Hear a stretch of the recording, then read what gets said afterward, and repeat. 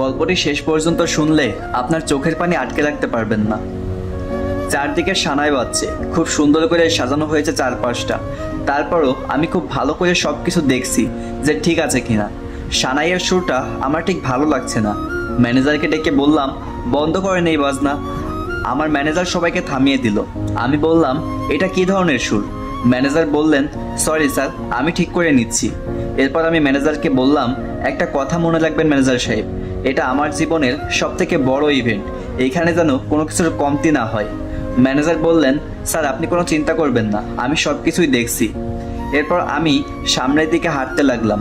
আজকে কন্যার গায়ে হলুদ, সবাই মিলে কন্যাকে নিয়ে আসছে। ঠিক তখনই সামনের দিকে আমার চোখ পড়ল।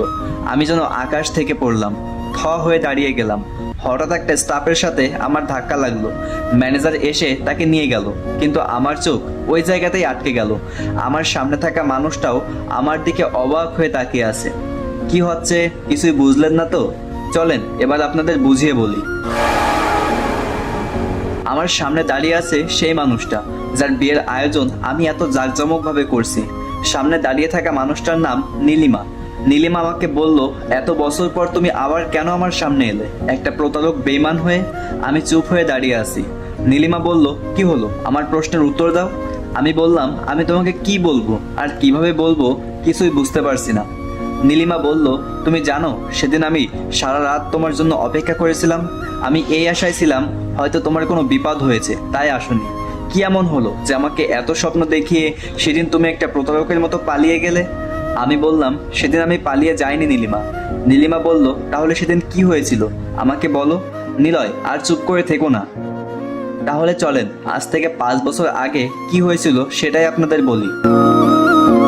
ঢাকা শহর, এটা আমাদের বাংলাদেশে একটা বিচিত্র শহর। এখানে এক শ্রেণীর মানুষ আছে যারা জীবন কাটায় উচ্চ বিলাসিতায়, আবার এক শ্রেণীর মানুষ আছে যাদের জীবন কাটে দিনে একবেলা খাবার ভিক্ষা করে খেয়ে। আমি ওই সব মানুষকে নিয়ে একটা বৃদ্ধাশ্রম খুলেছিলাম। সামান্য বেতনের একটা চাকরি করতাম আর এই বৃদ্ধাশ্রমটা দেখাশোনা করতাম। আর এখানে সবার চিকিৎসা করার জন্য একজন নার্স ছিল যার নাম নীলিমা। আমরা দুজন মিলে আমাদের এই বৃদ্ধাশ্রমটাকে দেখাশোনা করতাম। আমার সাথে আমার বন্ধু সাদিক থাকতো। বৃদ্ধাশ্রমে থাকা মানুষের প্রতি নীলিমার অনেক ভালোবাসা ছিল। আমাদের খুব একটা কথা হতো না, কাজের স্বার্থে যতটুকু প্রয়োজন হতো ততটুকুই কথা হতো। কিন্তু যত দিন যেতে লাগলো নীলিমার প্রতি আমি ততই দুর্বল হয়ে পড়তে লাগলাম। বৃদ্ধাশ্রমে একজন চাচি ছিলেন যিনি আমাদের দুজনকেই খুব ভালোবাসতেন। একদিন নীলিমা সবাইকে পরীক্ষা করছে যে কারো সমস্যা বা রোগ আছে কিনা। তখন চাচি বললেন, নীলিমা মা, আমাদের নিলয় বাবা কোথায়? নীলিমা বলল, একটু পরে চলে আসবে চাচি। তখন চাচি বলল, যখন তুমি আর নিলয় বাবা একসাথে থাকো তখন আমাদের খুব ভালো লাগে। নীলিমা কিছুটা লজ্জা পেল। ওই দিন বাড়িতে গিয়ে নীলিমা চাচির কথাটা বারবার ভাবছে আর নিজে নিজেই লজ্জা পাচ্ছে। নীলিমা মনে মনে ভাবছে, নিলয়ের মতো একটা ছেলে হয় না, সত্যি ছেলেটা অনেক ভালো। এভাবে দিন কাটছিল। আর কিছুদিন পরে নীলিমার জন্মদিন। সবাইকে বললাম নীলিমার জন্মদিনে আমার অনেক আনন্দ করব। চাচি আমাকে বললেন, নিলয় বাবা, তুমি এবার নীলিমা মাকে আমাদের আপনজন করে নাও। চাচির কথাটা আমি ঠিক বুঝলাম না, তাই চাচিকে বললাম, চাচি আপনি আসলে কি বলতে চাচ্ছেন? চাচি বললেন, তুমি কি ভাবছো আমরা কিছুই বুঝি না? আমরা সব বুঝি। আমাদের নিলয় বাবা নীলিমা মাকে ভালোবাসে আর নীলিমা মাও নিলয় বাবাকে খুব ভালোবাসে। কথাটা শুনে আমার কেমন যেন লাগলো। এরপর আরো কিছুদিন গেল। নীলিমা মাকে অনেক অনেক ভালোবাসে, সেটা আমি বুঝতে পেরেছিলাম। তাই মনে মনে ভাবলাম, তাহলে নীলিমার জন্মদিনে ওকে আমি আপন করে নিব। ওদিকে নীলিমার বাবা নীলিমার জন্য ছেলে দেখছে। নীলিমা সেটা জানতে পেরে তার বাবাকে বলল, বাবা, আমি একজনকে ভালোবাসি আর আমি তাকেই বিয়ে করতে চাই। নীলিমার বাবা খুবই ভালো মানুষ। তিনি বললেন, তুই আমাকে আগে বলবি তো মা, তা ছেলেটাকে? নীলিমা বলল, বাবা, ছেলেটার নাম নিলয়। আমি যে বৃদ্ধাশ্রমটা দেখাশোনা করি সেও সেখানে থাকে। নীলিমার বাবা বললেন, তাহলে আমার সাথে দেখা করিয়ে দে। নীলিমা বলল, হ্যাঁ বাবা, দিব, খুব তাড়াতাড়ি দিব। এদিকে নীলিমার জন্মদিনের আর মাত্র 2 দিন বাকি আছে। আমি সবাইকে সবকিছু জানিয়ে দিলাম। পুরো বৃদ্ধাশ্রমটাকে অনেক সুন্দর করে সাজালাম। নীলিমাকে প্রপোজ করার জন্য আমি আমার জমানো টাকা দিয়ে একটি আংটি বানালাম। অপেক্ষার দিন শেষ হলো। আজ নীলিমার জন্মদিন। বৃদ্ধাশ্রমটা অনেক সুন্দর করে সাজানো হয়েছে। সেখানে থাকা প্রত্যেকটা মানুষ আজ অনেক খুশি। নীলিমাকে আমি আগেই আসতে বলেছিলাম সেখানে। সবাই নীলিমার জন্য অপেক্ষা করছে। সন্ধ্যার পরে নীলিমা সেখানে আসলো। নীলিমাকে দেখে সবাই অনেক খুশি। সবাই নীলিমাকে জন্মদিনের শুভেচ্ছা জানালো। চাচি বললেন, সবাই দেখো আজ আমাদের নীলিমা মা কত সুন্দর করে সেজেছে, কত সুন্দর লাগছে। আজ আমাদের নিলয় বাবা নীলিমামাকে দেখে চোখ সরাতে পারবে না। চাচির কথা শুনে নীলিমা লজ্জায় মুখ লুকালো। এরপর সবাই আমার জন্য অপেক্ষা করতে লাগলো। আমি কিছুক্ষণ পরে গেটের সামনে এসে দাঁড়ালাম। দেখলাম সবাই আমার জন্য অপেক্ষা করছে। আজ সবাইকে কত খুশি লাগছে। আমার নিজের কাছেও আজ নিজেকে অনেক সুখী মানুষ মনে হচ্ছে। কিন্তু কথায় আছে না, বেশি সুখ কপালে ছয় না, হয়তো সেটা আমার বেলায়ও সত্যি হয়ে গেল। আমি গেট দিয়ে ভিতরে ঢুকতে যাব, তখনই ফোনটা বেজে উঠলো। দেখলাম গ্রাম থেকে চাচা কল দিয়েছে। কলটা রিসিভ করতেই ওপাশ থেকে বলে উঠলো, নিলয় তুই কোথায়? তাড়াতাড়ি বাড়ি চলে আয়, তোর মা অনেক অসুস্থ হয়ে পড়েছে, আমরা হাসপাতালে নিয়ে যাচ্ছি। চাচার কথা শুনে আমার মাথায় যেন আকাশ ভেঙে পড়লো। আমি আমার নিজের কানকে বিশ্বাস করতে পারছি না। আমি এখন কি করব? আমার কি করা উচিত? সামনের দিকে তাকিয়ে দেখলাম সবাই কত খুশি। আমার অপেক্ষায় আছে সবাই। নীলিমা বারবার গেটের দিকে তাকাচ্ছে, হয়তো ভাবছে কখন আসবে নিলয়। আমি আর কিছুই ভাবতে পারলাম না। সব কিছু ছেড়ে আমি ছুটে গেলাম মায়ের কাছে, কিন্তু মাকে আর বাঁচাতে পারলাম না।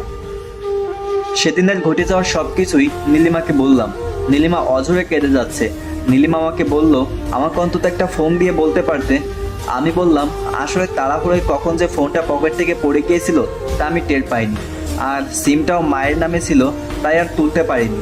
এরপর মা মারা যাওয়ার পর আমি গ্রামেই ছিলাম।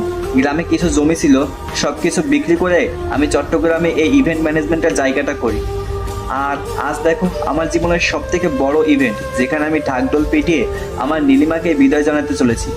আমি ঢাকায় গিয়ে তোমাদের অনেক খোঁজ করার চেষ্টা করি, কিন্তু পাইনি। নীলিমা বলল, আসলে তুমি সেদিন আসছিলে না, আমি অনেক ভেঙে পড়েছিলাম। এরপর বাবা আমাকে অনেকবার বলছিল বিয়ের কথা, কিন্তু আমি রাজি হইনি। তার কিছুদিন পরেই বাবা আমাদের ঢাকার সব বিক্রি করে চট্টগ্রামে চলে আসেন। দুজনে চুপচাপ সামনাসামনি দাঁড়িয়ে আছি। নীলিমা আমাকে অবাক করে দিয়ে আমাকে জড়িয়ে ধরলো।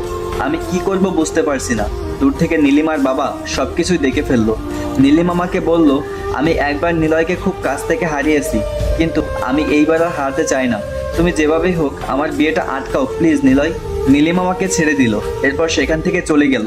আমি বুঝতে পারছি না এখন আমি কি করব। আমি ওর সামনের দিকে হাঁটতে লাগলাম। হঠাৎ আমার সামনে এসে দাঁড়ালেন নীলিমার বাবা। আমি চমকে উঠলাম। নীলিমার বাবা আমার দিকে তাকিয়ে আছেন। আমি মাথা নিচে পড়ে আছি। এরপর নীলিমার বাবা বললেন, তুমি তাহলে 5 বছর আগের সেই নিলয়? আমি চুপ করে আছি।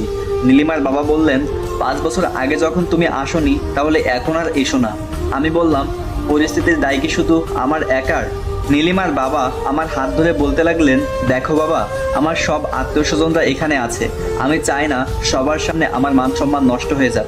তুমি প্লিজ আমার মান সম্মান রক্ষা করো, প্লিজ। আমি তোমার কাছে হাত জোড় করছি। আমি কি বলবো আর কি করব কিছুই বুঝতে পারছি না। পাথরের মতো দাঁড়িয়ে আছি। নীলিমার বাবা চলে গেলেন আর দিয়ে গেলেন পাহাড় সমান এক দায়িত্ব, যেটা রক্ষা করতে গেলে আমি মৃত হয়ে যাব, আবার রক্ষা না করতে পারলেও আমি একটা প্রতারক হয়ে যাব। আমি বসে আছি, হঠাৎ পিছন থেকে নীলিমা এসে বলল, তুমি এখানে? আর আমি তোমাকে খুঁজে বেড়াচ্ছি সব জায়গায়। নিলয় চলো আমরা পালিয়ে যাই। আমি বললাম, তোমার কি মাথা খারাপ হয়ে গেছে? কাপুরুষের মতো কেন পালিয়ে যাব আমি? নীলিমা বলল, কাল আমার বিয়ে, তুমি কিছু একটা করো প্লিজ নিলয়। আমি তোমাকে আর হারাতে চাই না। আমি চুপ করে আছি। নীলিমা বলল, প্লিজ তুমি কিছু একটা করো। এরপর নীলিমা সেখান থেকে চলে যেতে লাগলো। আমি বললাম, নীলিমা দেখো, আমিও তোমাকে ছাড়া বাঁচতে পারবো না। নীলিমা বলল, তাহলে চলো আমরা পালিয়ে যাই। আমি বললাম, নীলিমা, আমার পায়ে একটা অদৃশ্য শিকলে বাঁধা, আমি চাইলেও এখন কিছুই করতে পারবো না। তুমি আমার হৃদয়ে আছো, হয়তো ভাগ্যে নেই।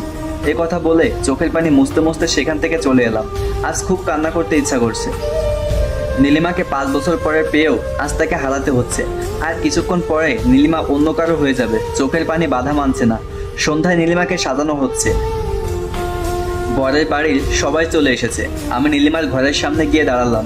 আমাকে দেখে নীলিমা সবাইকে একটু বাইরে যেতে বলল। আমি ঘরের ভিতরে গেলাম। নীলিমার চোখে পানি। আমি অনেক কষ্টে চোখের পানি আটকে রেখেছি। নীলিমাকে বললাম, তুমি এভাবে কান্না করছো কেন? আমার সাথে যেটা হয়েছে তুমি সেটাকে একটা দুঃস্বপ্ন ভেবে নিও। নীলিমা আমাকে বলল, তুমি পারবে? আমি কিভাবে তোমাকে ছেড়ে থাকবো? আমি নীলিমার চোখের পানি মুছে দিয়ে বললাম, কাল থেকে তোমার একটা নতুন জীবন শুরু হবে। পরিস্থিতি অনেক সময় খুব নিষ্ঠুর হয়ে যায়, তখন চাইলেও করার কিছুই থাকে না। বাইরে থেকে নীলিমার বাবা সব দেখছেন আর চোখের পানি ফেলছেন। হয়তো তিনি তার সম্মানের কথা ভেবে আজ নিশ্চুপ হয়ে আছেন। আমি নীলিমার হাতে একটা আংটি দিলাম। নীলিমা বলল, পরিয়ে দিবে না? আমি বললাম, সেই অধিকার আমার নেই।